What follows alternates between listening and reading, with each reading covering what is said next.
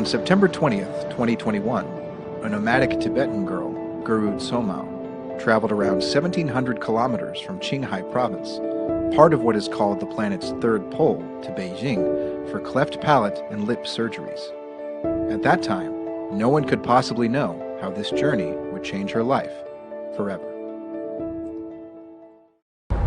We are going to get Geru Tsomao from the airport, which I'm super happy about for many, many reasons. Today was very challenging in the sense that there were a lot of problems initially because of the COVID protocols. So she ended up not being able to board her first flight. We weren't sure she's going to be able to make it at all for, I don't know. At one point we even thought it might be months from now. And this surgery has already been postponed for about 2 years because of COVID. And so today I had about 50 million heart attacks. I'm definitely not the only one. A lot of people pitched in to help and made a lot of phone calls. I think the pressure was greater on them. And so right now I am delighted that we're actually going. Millions of people pass through Daxing Airport every year, but at this moment it feels like the most important of them all is about to arrive.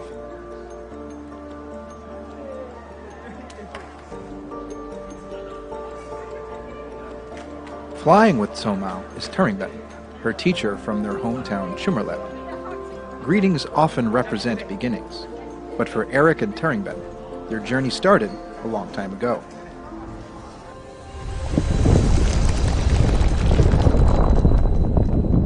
A 7.1 magnitude quake hit Yushu Tibetan Autonomous Prefecture in Qinghai on April 14, 2010, which left around 3,000 people dead or missing.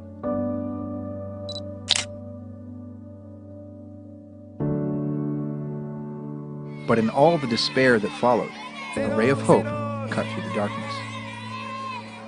It was here that Eric met Tibetan, a local teacher, and their desire to rebuild led them to start a small volunteer initiative in Chumerleb. At first, they raised money to provide better living conditions for residents, and over the last 10 years, they have gone on to provide scholarships for nomadic children in need, as well as surgeries, like the one needed for Tsomao. The surgery that Tsomao needs is actually a series of surgeries, the first and most important of which is to help reconstruct her lip and palate in a way that enables her to speak more clearly. After that, she'll need to do up to 200 sessions of speech therapy and at least another surgery that will also address some of the cosmetic concerns. She underwent a surgery when she was a little girl in a relatively limited hospital in Qinghai province that was an unsuccessful surgery. And really, this particular hospital in Beijing is the only one in the country that can perform this specific procedure because it is relatively complicated, because her condition is relatively severe. After a long flight, Tsomao and Tibetan arrive at accommodation provided by China Daily. China Daily has provided other avenues of support whenever and wherever it can. This is Yang Fang. She has played a key role in this entire mission. Today is extremely difficult for us. It was only days ago that I know Cai Rangben and the little girl Tsomao would have time to come to Beijing this week.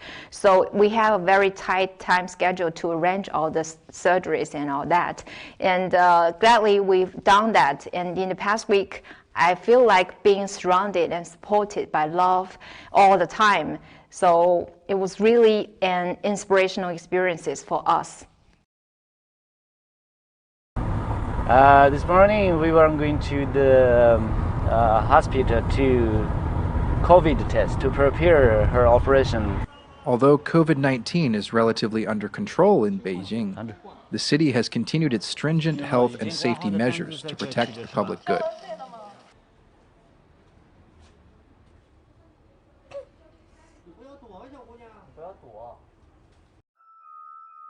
Back at China Daily, Yang Fang is finalizing plans for Tsomao's operation. 喂，陈大夫吗？您好，我是中国日报的杨芳，打扰您啦。中秋节还得给您再那个打扰，先给您说节日快乐。明天就住院是吗？明天就可以住院了是吗？啊，太好了，谢谢。陈大夫，您看还需要就是如果您一会儿就是跟宋大夫商量完，还需要我们做什么的话，您再跟我说。好，谢谢陈大夫啊。好嘞，打扰您了，再见。They're going to do the surgery tomorrow afternoon. Wow. How does that make you feel? Great. And also, they only have to stay in 1 day or 2. Afterwards? And afterward, then they can go out.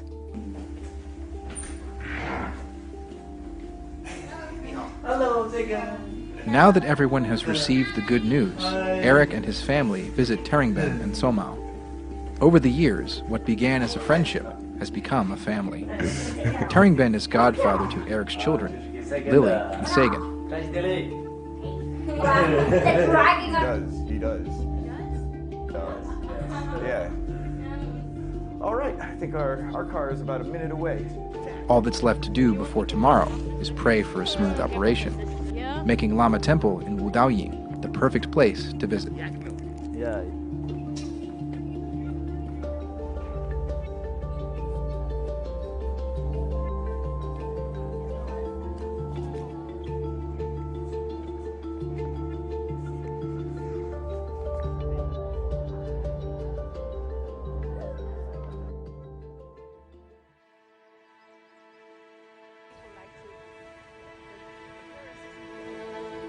"6 a.m.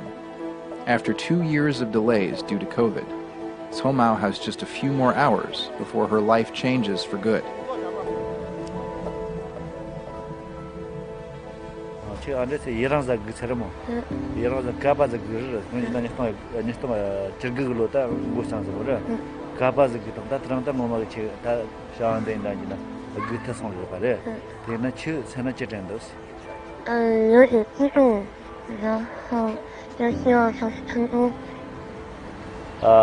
He's a little bit excited and hopefully that the surgery will be succeed. Surgery nu jing ni da ba. Surgery nu jing ta che che chen ti chi kong che ta ta na surgery nu jing na chong zeng je chi ti da shi go le shang shang da mo ye te se.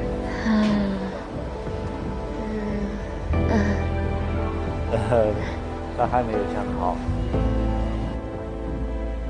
这你那不能再有，当你当人工的我这样我去做，得不能双双，就我那个将近最后做。哦呀，可能今天现在一个什么样个 So why are you nervous? To worry about the tumor surgery, and there's a lot of responsibility, and I take the belief of their grandparents, but also the teachers, students. So kind of a lot of pressure. I see. So you feel responsible to a lot of people. Yeah, kind of nervous. I think everything's going to go well. Yeah, thank you. Hope so. The situation with her cleft palate is not merely physical, but also has caused her various psychological distresses. Her father died when she was young. Her mother, because of her cleft palate, abandoned Tsomu, took her sister and started another family, leaving Tsomu to be raised by her paternal grandparents. And so I'm hoping, again, that not only will it help her speak more clearly, but also to face the world in a way with greater confidence and happiness. Tsomao's surgery is about to begin, and her friends back home have found a way to be there in spirit.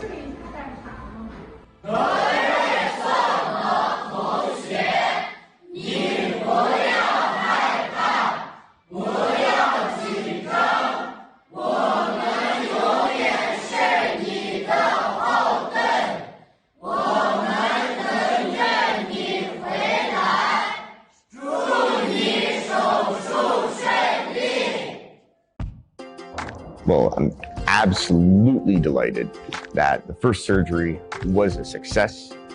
I'm also very happy that the hospital, to our surprise, gave us a sizable discount. And one of the best things, I think, is, after Tsomao returned to Qinghai, and she said that, her friends and teachers and classmates and relatives all said that she spoke much more clearly. And I could tell, that as a result, she felt both very happy and a greater sense of confidence. When you think about that week before Tsomao came, how do you feel when you think about that week? Actually, it was like riding a roller coaster that week. So it's very sudden when I first knowing the news that they're coming next week. So it's abruptly switched from waiting to rushing. So it was like a mission impossible at first. So we get it done at last. So it was like a huge sense of achievement. And also because of Eric, actually, that he is the beginning of the whole story. In 128 seconds on May 12, 2008, the planet ripped itself apart and a portal to hell opened on Earth in Sichuan province. The journey with Tsomao is actually just the latest step on a journey that for me really started in 2008, on May 12, 2008. The Wenchuan earthquake left 90,000 people dead or missing. Eric was supposed to be in Wenchuan when the quake struck, but was elsewhere due to a scheduling change. In the aftermath, Eric felt compelled to visit the quake zone. He was so affected by what he saw, he went back another 14 times over 8 months. And it changed my understanding of not only what it means to be human, but what it means to be. And the way I look at it is that Sichuan taught me to find light in the darkness. Qinghai taught me to create light where there seemed to be none to be found. That light was about to get a little brighter when Tsomao's story reached a couple who would change her life forever. So the first time when I heard about Tsomao's story, I just want to donate some money. After I donate the money, my husband and I visited Tsomao and Taramban. After the visit, my husband talked to me. He wanted more involved. Maybe we can be the ganba and gamma of Tsomao because we have no kids and Tsomao have no parents. I told my husband maybe we can help some other kids who are already suffering. We can be the window for Tsomao to look what's happening outside.